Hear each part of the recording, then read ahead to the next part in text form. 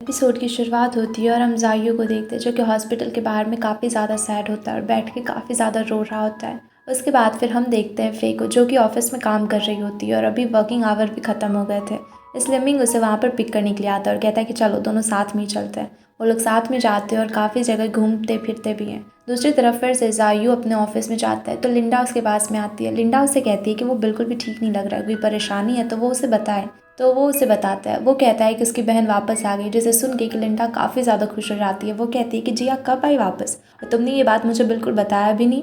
तो वहाँ पर जायू से कहता है कि जिया वापस तो आई पर उसके साथ साथ एक बीमारी भी आ गई। वो उसे बताता है कि उसे ब्रेन ट्यूमर है और वो अभी बहुत ही क्रिटिकल कंडीशन में पहुंची हुई है। अगर जल्दी से सर्जरी नहीं हुई या फिर सर्जरी में भी बहुत ज़्यादा कॉम्प्लिकेशन है, बहुत ज़्यादा परेशानी है। वो कहता है कि शायद सर्जरी सक्सेसफुल भी हो सकती है और नहीं भी, इसलिए वो काफ़ी ज़्यादा परेशान है। और दूसरी तरफ मिंग तो अपनी लाइफ जी रहा है। वो हमेशा फे के साथ में कभी रेस्टोरेंट में खाने के लिए जाता है, कभी घूमने के लिए जाता है। वो दोनों पूरी मौज मस्ती कर रहे हैं। इसमें फे की भी कोई गलती नहीं है, सारी की सारी गलती मिंग की है। उसने मेरी भी बहन की ज़िंदगी ख़राब कर दी और अब वो फे की भी ज़िंदगी ख़राब कर देगा। लिंडा वहाँ पर उसे समझाती है। वो उससे कहती है कि जायू ज़्यादा सोच रहा है और अब उसे इतनी ज़्यादा परेशान होने की ज़रूरत नहीं है और जिया को कुछ भी नहीं होगा। वो आराम से जिया का ध्यान रखे, जिया जल्दी ही ठीक भी हो जाएगी और जायू भी जल्दी से अब घर चला जाए। फिर हम देखते हैं कि जायू अपने घर जाने के बजाय अभी फे के घर के पास में आ जाता है। वो काफ़ी ज़्यादा ड्रंक होता है। वो फे को ऐसा मैसेज करता है कि नीचे आओ, मुझे कुछ बात करनी है। फे जब नीचे आती है तो देखती है कि वो बहुत ही ज़्यादा ड्रंक होता है और उसकी हालत काफ़ी ख़राब होती है। फे उसे पूछती है कि उसने ये क्या हाल बना के रखा है। तो वो वहाँ पर मिंग के बारे में बोलने लग जाता है कि मिंग कितना बुरा है, मिंग सबसे गंदा, उसने सबकी लाइफ ख़राब कर दी है, वो एकदम बुरा है। जिस बात को सुनकर फे को भी गुस्सा आता है। हालांकि वो उसकी ख़राब हालत देखकर परेशान तो होती है, पर मिंग की इतनी ज़्यादा बुराई सुन के वहाँ पर फिर रुक नहीं पाती और वो जायू से कहती है कि वो खुद ही घर भी चला जाए। और वो अंदर अपने रूम में आकर बैठ जाती है, पर उसे बुरा भी लग रहा होता है। तभी उसे मिंग का कॉल आता है तो वो मिंग से बात करती है। तो मिंग उसे कहता है कि वो परेशान लग रही है, कोई परेशानी है तो वो उसे शेयर कर सकती है। तो वो कहती है कि ऐसा कुछ भी नहीं है, पर मिंग बार बार जब पूछने लग जाता है तो वो कहती है कि बस उसके भाई ने उसे परेशान किया था और फ़ान की वजह से वो गुस्सा है। तो मिंग हंसने लग जाता है और कहता है कि ये दोनों बिल्कुल बच्चे के जैसे हैं। फिर वो उसे कहता है कि ठीक है, तुम सो जाओ, आज मैं तुम्हें फिर से कहानी सुनाता हूँ। और यहाँ पर मिंग उसे कहानी सुनाता है, जिसे सुन के कि वहाँ पे फे को भी काफ़ी अच्छी नींद आती है और वो सो जाती है। अगले दिन जब वो सुबह उठती है, ऑफिस आती है, तो उसकी शेन से मुलाकात होती है। वो दोनों साथ में बातें करते हुए जा रहे होते हैं। तभी फे वहाँ पर मिंग को देखती है। वो उसे हाय बोलने वाली होती है, पर मिंग बिल्कुल ही उसे इग्नोर करके चला जाता है। शेन कहती है कि तुम दोनों का झगड़ा हुआ है क्या? तो फिर फे कहती है कि वो भूल गई, अभी वर्किंग आवर्स है ना, और ऑफिस में वो दोनों एक दूसरे को इग्नोर करें तो वही बेहतर है। उसके बाद फिर वहाँ पर शेन उससे पूछने लग जाती है कि उसकी वेकेशंस कब तक है। तो वहाँ पर उसे फिर बताती है कि अभी कुछ दिन और है, उसके बाद वो वापस चली जाएगी। शेन अब वहाँ पे थोड़ी उदास सी लगती है।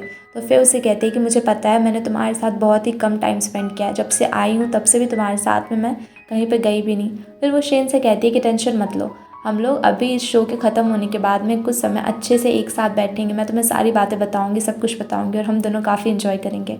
उसके बाद वो वहाँ से चली जाती है, पर शेन उसे अजीब नज़रों से देख रही होती है। शेन उसे बिल्कुल भी ऐसा लग रहा होता है कि अब वो उसे पसंद ही नहीं करती है। दूसरी तरफ मिंग अब मियाँ से बात करता है, जहाँ की मियाँ भी इस शो में आने वाली थी और सब कुछ अगर अच्छे से रहा तो ये कॉन्ट्रैक्ट भी साइन हो जाएगा।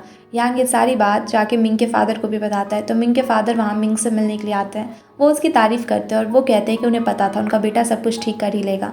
और वो कहते हैं कि शुरुआत में सॉन्गटन कंपनी उसके लिए कुछ भी नहीं थी, पर ऐसा लगता है कि वो काम करते करते अब वो भी सॉन्गटन के वैल्यू को समझने लगा है। तो मिंग कहता है कि हाँ, उसे पहले ऐसा रियलाइज़ नहीं था, वो बस चाहता था कि उसके फादर चाहते हैं तो वो इन काम को करते, पर अब वो खुद ही चाहता है कि सॉन्गटन कंपनी को वो बचाए और वो उसे बचा कर भी रहेगा। उसके बाद फिर हम शेन को देखते हैं, जो कि जुलिंग के ऑफिस में आती है। वहाँ आकर वो फिर से बताने लग जाती है कि फे कितनी बुरी है, वो उसे अच्छे से ट्रीट ही नहीं करती। यहाँ पर अब उसे जुलिंग फिर से पूछती है कि तुम लोग इतनी अच्छी फ्रेंड थी, आखिर हुआ क्या है, परेशानी क्या है तुम लोगों के बीच में? तो शेन फिर उसे कहती है कि बहुत सारी परेशानी, वो अभी बॉस लेडी बन चुकी है, इतनी पॉपुलर हो चुकी है, इतने बड़ी यूनिवर्सिटी में पढ़ रही है, और कहाँ मैं एक छोटी सी एम्प्लॉय, इसलिए तो वो मुझे बिल्कुल भूल ही चुकी है, मेरे साथ उतना टाइम भी स्पेंड नहीं करती। शायद उसे बुरा लगता होगा ना, मैं कुछ हूँ ही नहीं। ये बातें सुन के जुली को भी उसके लिए बुरा लगने लग जाता है। हालांकि ऐसा कुछ होता नहीं है, पर फिर भी उसे लगता है कि शायद शेन के साथ में सचमुच में कुछ गलत हुआ। तो जुलिंग उसका वहाँ पे मूड ठीक करने के लिए उसे एक स्कार्फ भी गिफ्ट करती है, जो कि उसने खुद के लिए मंगाया था। वो उसे वहाँ पर दे देती है और कहती है कि शेन इसे पहनकर काफ़ी अच्छी लग रही है। शेन भी इससे काफ़ी ज़्यादा खुश हो जाती है। उसके बाद हम देखते हैं कि मिंग शेन के साथ में एक रेस्टोरेंट में खाने के लिए जाता है, छोटे से रेस्टोरेंट में जहाँ वो हमेशा फे के साथ में जाया करता था। वहाँ पर चिंग जाकर कहता है कि मुझे तो विश्वास ही नहीं था कि मिंग या इतना बड़ा CEO, इतनी बड़ी कंपनी का मालिक उसे इतनी छोटी जगह पर लेके आएगा। पर फिर वो हंसकर कहता है कि शायद ये जगह उसके लिए काफ़ी ज़्यादा इम्पोर्टेंट है। वो फे के साथ यहाँ पर आया करता था क्या? इस पर मिंग हाँ करता है। वो कहता है कि वो पहली बार यहाँ फे के साथ में आया था। उसके बाद वो रेगुलरली यहाँ पर आया करते थे, इसलिए ये जगह उसके लिए काफ़ी ज़्यादा इंपॉर्टेंट बन गई। यहाँ पर वो लोग डिज़ाइनिंग के बारे में बात करते हैं, शो के बारे में बात करते हैं, और वहाँ पर चिंग अपनी और डुओ की पर्सनल लाइफ के बारे में भी बताते हैं, और वो वहाँ पर कुछ टिप्स मिंग को भी देता है कि उसे किस तरीके से अभी फे के साथ में रहना चाहिए। वो लोग काफ़ी बातें करते हैं, चाइनीज़ कल्चर के बारे में भी कहते हैं कि वो लोग मिल के चाइनीज़ कल्चर को काफ़ी आगे तक भी लेकर जाएंगे, और सॉन्गटन कंपनी एक बार अच्छे से इस्टेब्लिश हो गई तो उसके बाद फिर चाइनीज़ कल्चर को पूरे वर्ल्ड में जाने से कोई नहीं रोक पाएगा। वो लोग वहाँ पर काफ़ी अच्छे से बातें करते हैं, ड्रिंक करते हैं। उसके बाद फिर मिंग कंपनी में आता है वहाँ पर फे को लेने के लिए। तो फिर उसे पूछती है कि वो कहाँ पर था, वो उसे ढूंढ रही थी। तो मिंग कहता है कि वो अभी चिंग के साथ में ड्रिंक कर रहा था। तो वो कहती है कि उसने उसे क्यों नहीं बुलाया। तो वहाँ पर मिंग कुछ भी नहीं कहता, बस हंसने लगता है। तो फिर उसे किस कर देती है और मिंग भी उसे किस करता है, और फिर वो उसे घर तक छोड़ने के लिए आता है, जहाँ की रोड पे वो लोग गले भी मिल रहे होते हैं और किस भी करते हैं। अब जब वो घर तक लेकर उसे आता है और वो जाने वाली होती है, तभी फान आ जाता है। वो कहता है कि उसने अभी अभी रोड पे किसी को किस करते देखा, और वो लोग बिल्कुल पागल से थे, और वो जानबूझ के वहाँ पर उन दोनों को चिढ़ा रहा होता है, जिससे कि वो दोनों भी वहाँ पर हंसने लग जाते हैं। वहाँ पर फे तो काफ़ी शर्मा रही होती है। वो फान से कहती है कि वो चुपचाप यहाँ से चला जाए वरना बहुत पिटेगा। उसके बाद मिंग भी हंसने लगता है और वो उससे बाय कहकर चला जाता है। अब जब वो अंदर आती है तो फान उससे कह रहा होता है कि वो उसकी शादी का कार्ड छपवा दे क्या, ऐसा लग रहा है कि वो लोग अभी तुरंत ही शादी कर लेंगे, और वेकेशन में जाने से पहले वो यहाँ पर उसे शादी भी कर लेगी। अब वहाँ पर फे भी हंसने लगती है और कहती है कि उसने अभी अभी ग्रेजुएशन किया, लेकिन उसका भाई तो बिल्कुल बूढ़े लोगों के जैसे में बातें कर रहा है। और फिर वो कहती है कि वो भी काफ़ी थक चुकी है, इसलिए सोने के लिए जा रही है, और अपने भाई को वहाँ से जाने के लिए कहती है। उसके बाद फिर हम चिंग और फे और बाकी के सारे डिज़ाइनर्स को काम करते हुए देखते हैं, जहाँ कि उन्हें अभी तक अपना फैब्रिक मिला ही नहीं था। इसलिए अब वहाँ पर फे जुलिंग से बात करने के लिए जाती है, और वो उसे जाकर बताती है कि उसने 3 दिन पहले ही फैब्रिक के बारे में कहा था, पर वो उसे अब तक नहीं मिला। तो जुलिंग कहती है कि सारे लोगों को मिलने में टाइम लगता है, इसलिए जल्दी ही मिल जाएगा, वो अभी जा सकती है। तब वहाँ पर फे उससे कहती है लेकिन उसकी टीम वाले लोगों ने कल ही कहा था, और उन्हें आज वो सारी चीज़ें मिल गई जो उन्हें चाहिए थी, और हम लोगों ने 3 दिन पहले ही बोला, फिर भी अभी तक हमें हमारा सामान नहीं मिला है। इस पर कि जुलिंग उसे कहने लग जाती है कि वो बेवजह ही उसे बहस करे, इसलिए उसे यहाँ से जाना चाहिए। पर यहाँ पर फे को भी गुस्सा आ रहा होता है, वो भी झगड़ा करने लग जाती है, और इन दोनों की बहस बहुत ज़्यादा बढ़ जाती है, और बहस करते करते ये लोग वहाँ मिंग पर पहुँच जाते हैं, जहाँ की जुलिंग अब कहने लग जाती है कि वो मिंग को डिजर्व ही नहीं करती, और अभी फे को उससे दूर चले जाना चाहिए। तो फे भी उससे कह रही होती है कि जुलिंग बार बार ऐसा क्यों सोचती है कि वो मिंग के साथ में नहीं रह सकती। तो वहाँ पर जुलिंग उससे कहती है कि उसे बस अपने काम पर ही ध्यान रहना चाहिए, और वो बहुत ही ज़्यादा स्कीमिंग वुमेन है। उसे क्या लगता है कि अगर वो सुंदर है, टैलेंटेड है, तो वो किसी को भी इस तरह से फंसा लेगी, और ये दोनों बहुत बहस करने लग जाते हैं। तभी वहाँ पर मिंग आता है और कहता है कि क्या बातें क्या चल रही है तुम दोनों के बीच में। तो फे कहती है कि कोई बात नहीं, और वो वहाँ से चली जाती है। मिंग भी वहाँ पर उसके पीछे पीछे जाता है, जहाँ की अब फे उसे सॉरी कहती है। वो कहती है कि उसे पता है उसने हद से ज़्यादा ही वहाँ पर जुलिंग को कह दिया, इतना ज़्यादा भी नहीं बोलना चाहिए था। तो फिर मिंग उसके पास में आता है, तो फिर मिंग उससे कहता है कि क्यों ना हम दोनों शादी ही कर लें। तो फे अभी उसकी तरफ देखने लग जाती है, तो मिंग हंस के कहता है कि अरे मैं मजाक कर रहा था। तो वहाँ पे फे भी हंसने लग जाती है, फिर वो उसे गले लगाती है। तब फिर मिंग उससे कहता है कि मैं मजाक नहीं कर रहा था, मैं सच में कह रहा हूँ, क्या हम दोनों शादी कर लें। उसके बाद फिर हम हॉस्पिटल का सीन देखते हैं, जहाँ की जायू होता है, और वो अपनी बहन के साथ में वहाँ पर टाइम स्पेंड कर रहा होता है। दूसरी तरफ हम जायू को हॉस्पिटल में देखते हैं, जहाँ वो जिया से बात कर रहा होता है। वो दोनों एक साथ गेम्स भी खेल रहे होते हैं, जहाँ की जिया बार बार उसे हरा दे रही होती है। इसलिए जायू कहता है तुम दोनों लड़कियाँ भी ना हमेशा ही मुझे हरा देती हो। जैसे सुनकर जिया वहाँ पर उसकी तरफ देखते हुए कहती है दोनों लड़कियाँ। फिर वो उसे पूछती है कि बताओ ना प्लीज़ भाई, तुम्हारी गर्लफ्रेंड कैसी है, कौन है, और उससे तुम उसी की ड्राइंग बना रहे थे ना प्लेन पे, तो मुझे ऐसा शो किया कि तुमने उसे फेंक दिया, पर मुझे पता है कि वो तुम्हारे पास ही था। अब जिया बार बार उसे पूछने लग जाती है कि बताओ तो कौन है, बताओ तो, मुझे उससे मिलना है। तो वहाँ पे जायू से कहता है कि पहले तुम अपनी सर्जरी कराओ, अगर तुम ठीक हो जाओगे, बिल्कुल हेल्दी हो जाओगे, तब मैं तुम्हें ज़रूर उससे मिलवाऊंगा। पर फिर वो कहता है कि शायद वो कभी मुझे माफ़ नहीं करेगी। जिस पर कि जिया उसे पूछती है कि आखिर ऐसा क्या हो गया जिससे वो तुम्हें माफ़ नहीं करेगी। पर जायू उसे ज़्यादा सोचने को ना कहता है। वो कहता है कि वो अभी आराम करे, जब वक्त आएगा तो वो पक्का उसे मिलवा देगा। उसके बाद वो बाहर जाता है, और तभी थोड़ी देर के बाद देखता है कि वहाँ पर उसके पेरेंट्स आए हुए हैं, उसकी स्टेप मॉम और उसके डैड, जिससे कि वो नहीं चाहता था कि वो उसकी सिस्टर से मिले, क्योंकि उसने जब कॉल किया था तो उसके फादर ने तो कॉल ही रिसीव नहीं किया। इसलिए वो काफ़ी गुस्सा होता है। वो उन्हें रोकने के लिए जा रहा होता है, पर तब तक वो रूम के अंदर चले जाते हैं, और यहाँ पर जिया अपने फादर को देखकर बहुत ही ज़्यादा खुश होती है। वो उन्हें देखकर एकदम इमोशनल हो जाती है, रोने लग जाती है। वो उनसे गले मिलती है और जल्दी से उनका बीपी चेक करने लग जाती है, क्योंकि उन्हें बहुत ही ज़्यादा हाई बीपी की प्रॉब्लम्स होती है। वो वहाँ पे चेक करती है, क्योंकि वो जब गई थी उस ग्रुप के साथ में जुड़ी थी, तब उसने ये सारी चीज़ें सीखी हुई थी। वो देखती है कि उसके फादर अभी भी हेल्दी नहीं है, तो वो रो रो के उनसे कह रही होती है कि आपने बिल्कुल भी अपनी हेल्थ का ध्यान नहीं रखा ना, आप अभी बिल्कुल भी अच्छे हेल्थ में नहीं हो, आपको ध्यान रखना था ना। पर उसके फादर वहाँ और भी ज़्यादा रो रहे थे और कह रहे थे कि उनकी वजह से ही ये सब कुछ हुआ। वो कहते हैं कि अगर वो उस समय 3 साल पहले अपनी बेटी के साथ में होते तो शायद इतना कुछ नहीं होता। वो कहते हैं कि इसमें उन्हीं की गलती है, पर वो उसे कुछ नहीं होने देंगे, सब कुछ ठीक हो जाएगा। और उन दोनों का इतना ज़्यादा इमोशनल सा सीन देख के वहाँ पे जायूर रोकना ठीक नहीं समझता, और वो वहाँ पर उन दोनों को नहीं रोकता, वहाँ से चला जाता है। दूसरी तरफ हम मिंग को देखते हैं, जो कि फिर से अभी फेई से मिलने के लिए आता है। फिर जैसे ही अपने घर से बाहर आती है तो मिंग वहीं पर उसका वेट कर रहा होता है। अब वो उसे कहता है कि चलो दोनों साथ में वॉक करते हैं। अब रात में वो दोनों एक साथ वहाँ पे वॉक कर रहे होते हैं और बातें कर रहे होते हैं।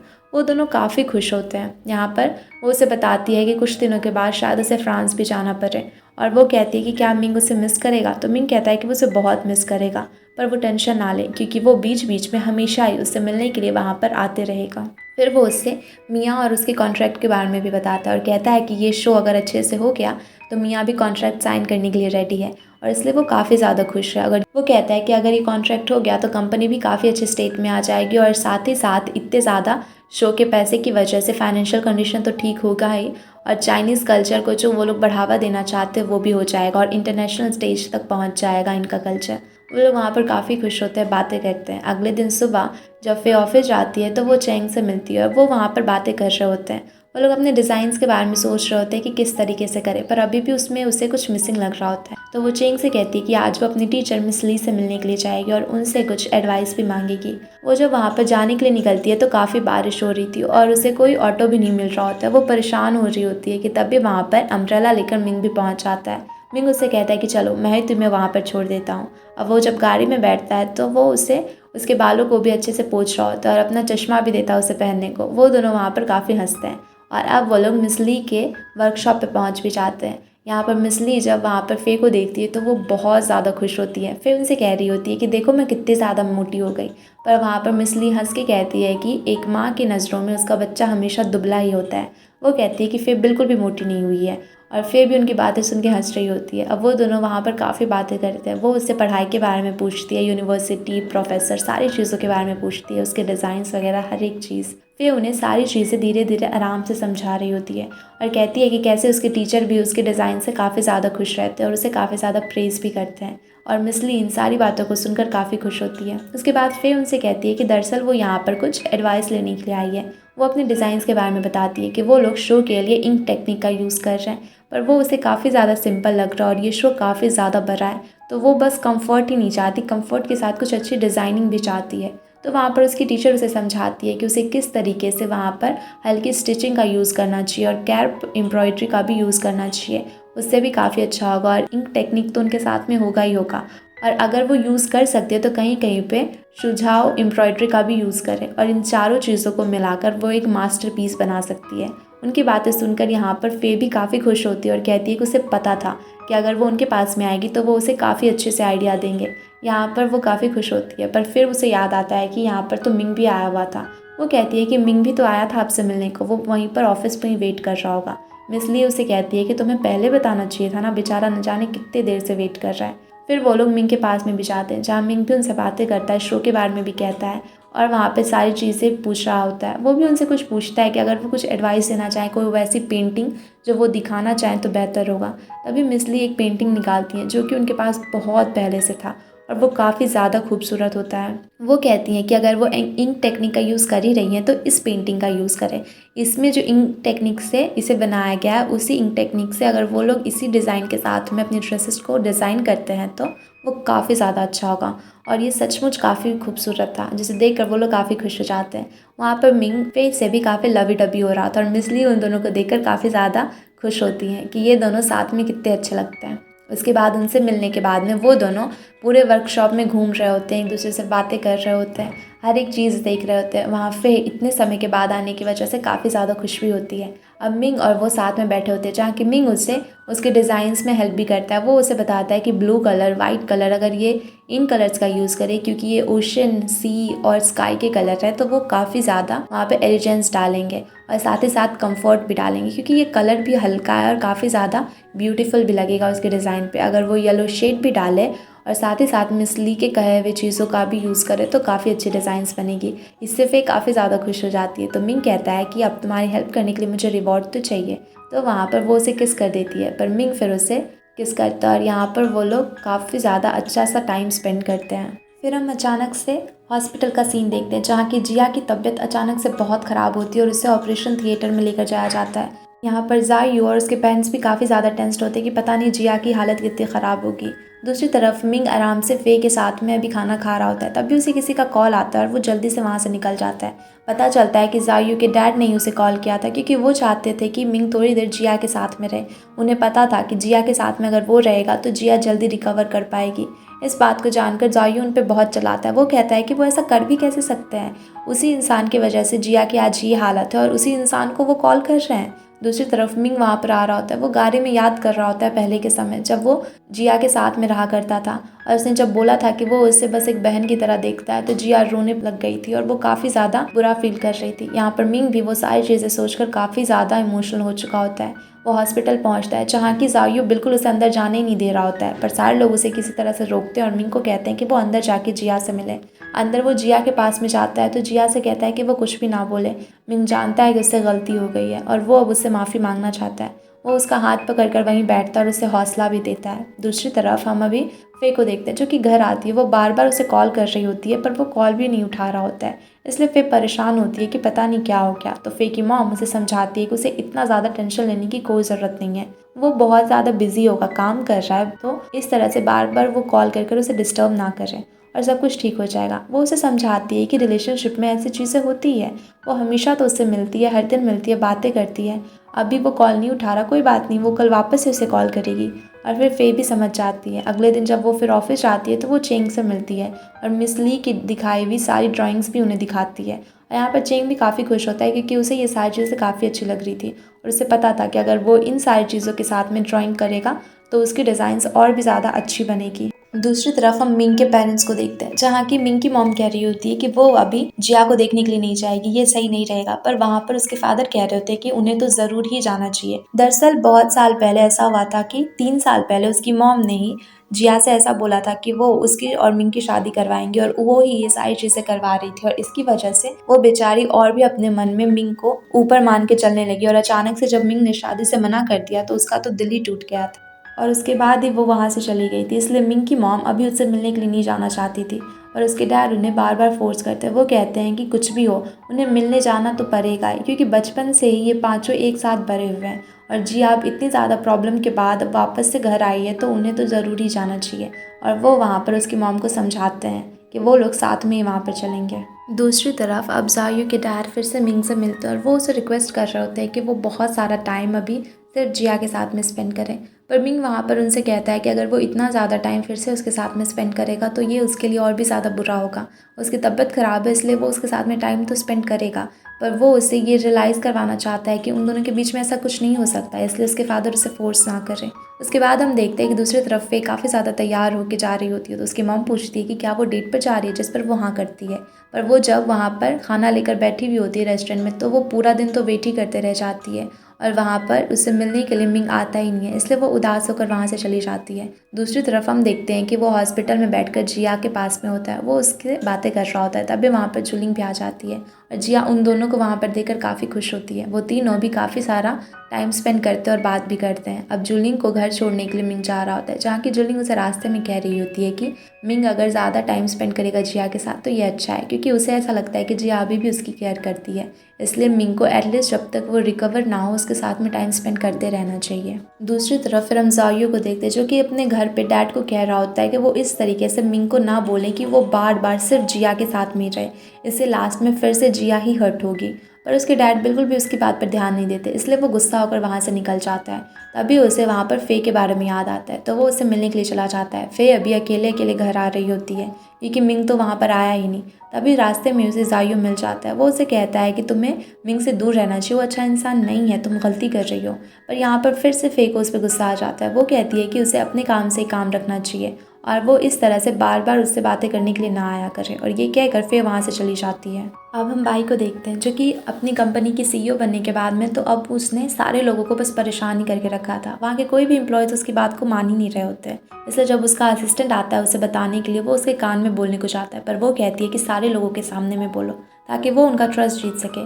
पर फिर भी इतना कुछ करने के बावजूद भी कोई भी उस पर विश्वास नहीं कर रहा होता है, क्योंकि वो अपनी मेहनत से वहाँ तक नहीं पहुँची थी।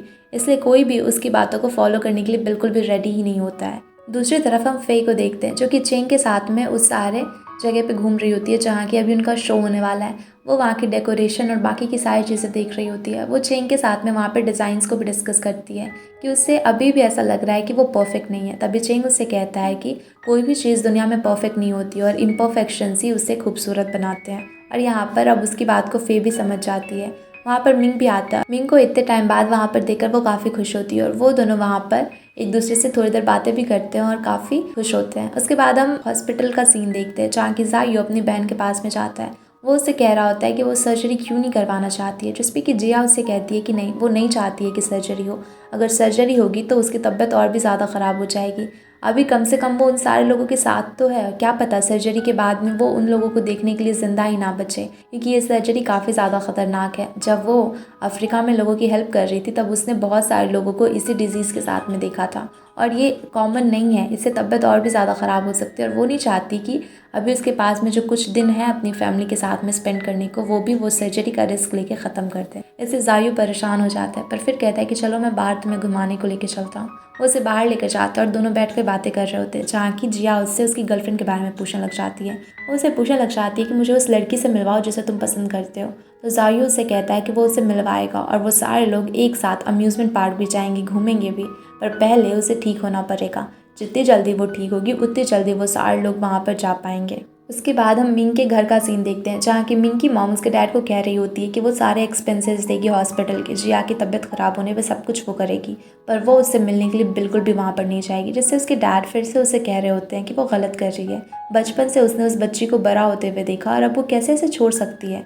उसके डैड उसे समझाते हैं कि वो ज़रूर जाएंगे और उन्हें भी उनके साथ में चलना ही पड़ेगा, उनके पास और कोई दूसरा ऑप्शन भी नहीं है, और इसलिए उसकी मॉम को वहाँ पर मानना पड़ जाता है। दूसरी तरफ हम फे को देखते हैं, जो कि वहीं पर अभी शो के होने वाले सारे डेकोरेशन को देख रही होती है। वहीं पर लिंडा भी होती है और फ़ान वहाँ पे मॉडलिंग कर रहा होता है। वहीं पर लिंडा और बाकी के कुछ लोग कहते हैं कि किस तरह से फे एकदम शांत है और काफ़ी काम है। वहीं दूसरी तरफ उसका भाई है जो हमेशा खुश रहता है, दौड़ते रहता है, गाते रहता है, ऐसा लगता ही नहीं कि ये दोनों भाई हैं। वहाँ पर चेंग भी हंसने लग जाता है और चेंग कहता है कि वो दोनों भाई बहन ही काफ़ी ज़्यादा खूबसूरत हैं, उनके जीन्स ही अच्छे हैं। और वहाँ पर फे भी हंसते हंसते उसकी बात से एग्री करती है। अगले दिन हम हॉस्पिटल का सीन देखते हैं, जहाँ की अभी मिंग, उसके फादर, उसके मदर, सारे लोग अभी जिया से मिलने के लिए आए हुए होते हैं। मिंग की मॉम वहाँ पर जिया से ज़्यादा बातें नहीं कर रही होती है, पर जिया उनसे काफ़ी अच्छे से बात करती है और कहती है कि उन्हें अब इतनी ज़्यादा टेंशन लेने की ज़रूरत नहीं है, जिया अब बिल्कुल ठीक है।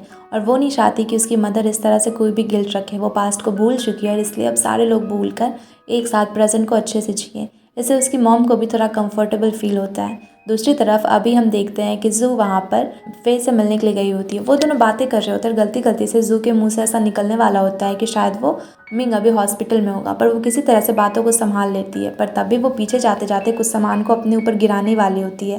वहाँ पर फे दौड़ कर जाती है उसे बचाने के लिए, जिससे कि उसके सर पर ही चोट लग जाता है। जू उसे जल्दी से हॉस्पिटल लेके जाती है, तो डॉक्टर उसका एग्जामिन करते हैं और कहते हैं कि उसे कुछ दिनों के लिए हॉस्पिटल में रहना पड़ेगा। चोट ज़्यादा गहरी नहीं है, कोई परेशानी नहीं है, पर वो बहुत ही ज़्यादा सर के ऐसे पार्ट पे लगा है जिससे शायद कोई परेशानी हो सके, इसलिए वो बस कुछ दिनों तक देखना चाहते हैं कि वो ठीक है या फिर नहीं, और कोई परेशानी नहीं है। दूसरी तरफ हम शेन को देखते हैं, जो कि कुछ ड्रेसेस लेने के लिए गई होती है, पर वहाँ पर प्राइस देकर वो कुछ भी नहीं ले पा रही होती है। तभी वहाँ पर बाई आती है, जो कि वहाँ पर शेन को देखती है, तो वो उससे काफ़ी अच्छे से बात करने लग जाती है। वो उसके पास में जाती है, तभी शेन को याद आता है कि वो किस तरह से हमेशा बाई का इंसल्ट किया करती थी और हमेशा वो फे के साथ में रहती थी। अभी बाई उसके साथ में इतने अच्छे से बात कर रही है। बाई उसे अपने साथ में अपने घर भी लेकर जाती है। दोनों एक साथ वहाँ पर कॉफ़ी भी पीते हैं और यहाँ तक कि बाई उसे अपनी कुछ बहुत ही एक्सपेंसिव लग्जरी ड्रेसेस डिज़ाइन किए हुए जो थे वो भी उसे गिफ्ट करती है। उन सारी चीज़ों को देखकर शेन वहाँ पर काफ़ी ज़्यादा एम्बेरस्ड भी फील कर रही थी कि उसने पहले किस तरह से बाई को ट्रीट किया, पर बाई वहाँ पर उसे काफ़ी अच्छे से ट्रीट कर रही होती है। वो कहती है कि उसे टेंशन लेने की ज़रूरत नहीं है, वो ज़्यादा कुछ ना सोचे, और अभी वो फे के साथ में नहीं है और बाई और वो भी तो क्लासमेट थे, इसलिए वो बाई के साथ में आराम से बातें कर सकती है। उसके बाद ही हम हॉस्पिटल का सीन देखते हैं, जहाँ की अब ज़ायू आकर मिंग से कहता है कि उसे उससे कुछ बात करनी है, इसलिए वो बाहर आए। अब मिंग उससे बात करने के लिए बाहर जाता है, जहाँ कि ज़ायू उस पर चिल्लाने लग जाता है। वो कहता है कि उसने आज तक सब कुछ गलत किया और अभी फिर से वो जिया के साथ में इतना ज़्यादा टाइम स्पेंड कर रहा है और वो सब कुछ ख़राब कर देगा, वो फिर से उसे हर्ट कर देगा। यहाँ पर वो उसे समझाने की भी कोशिश करता है कि ऐसा कुछ भी नहीं है और इस बार वो जिया को कुछ भी होने नहीं देगा, पर ज़ायू उस पर काफ़ी गुस्सा करता है। वो उससे पूछता है कि क्या फे को उसके बारे में पता भी है, उसके पास्ट के बारे में, उसने क्या कुछ किया। फिर वो उसे कहता है कि जितनी जल्दी हो उससे फे को ये सारी चीज़ें बता देना चाहिए, क्योंकि अगर उसे बाद में किसी और से पता चलेगा तो उसे और भी बुरा लगेगा। और ये कहकर ज़ायू वहाँ से चला जाता है और मिंग भी सोच में पड़ जाता है। वो सोचता है कि वो उसे जल्दी ही सब कुछ बता देगा।